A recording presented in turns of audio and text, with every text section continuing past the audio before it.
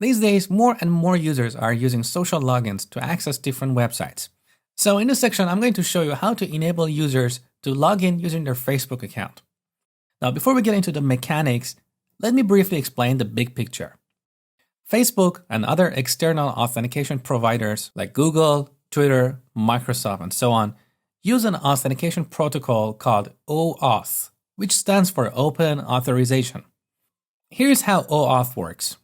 Let's say John is a new staff member and wants to log into Vidly with his Facebook account. First of all, we need to register our application with Facebook to create some kind of partnership. Facebook will give us an API key and a secret, kind of like a username and password.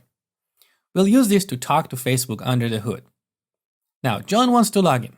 When he clicks on Facebook login on our website, we will redirect him to Facebook and we'll use our API key and secret so Facebook knows this request is coming from Vidly. Now, to prevent a malicious user from finding our secret, we use HTTPS or Secure HTTP protocol. So the data in these parties will be encrypted and no one can intercept this communication. Okay, now Joe is on Facebook. He logs in with his username and password. On Vidly, we don't know and we don't care what his Facebook credentials are. Once he logs into Facebook, Facebook tells him that Vidly wants to access some basic information about his account. Of course, we could ask for more, like the list of their friends, photos, and etc., but that's beyond the scope of what we're going to do. Now, that aside, the user can authorize Vidly to access this information. Since we registered Vidly with Facebook at the beginning, Facebook knows the address of Vidly. So it will redirect Joe back to Vidly, and it will also pass an authorization token. This authorization token tells Vidly that Facebook could successfully authenticate this user. Now on Vidly, we get this authorization token and send it back to Facebook with our API key and secret.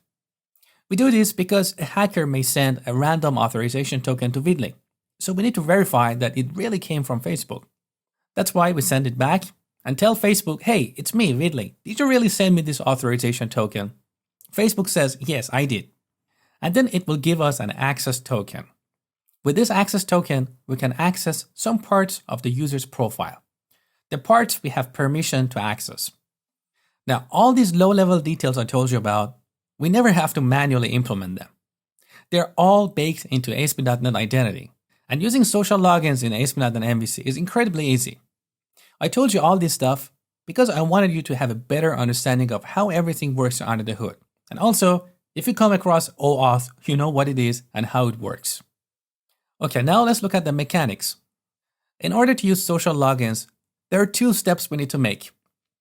First, we need to enable SSL, so our communication with Facebook will be on a secure channel. And second, we need to register our application with Facebook to get an application ID and a secret. So in the next video, I will show you how to do these steps.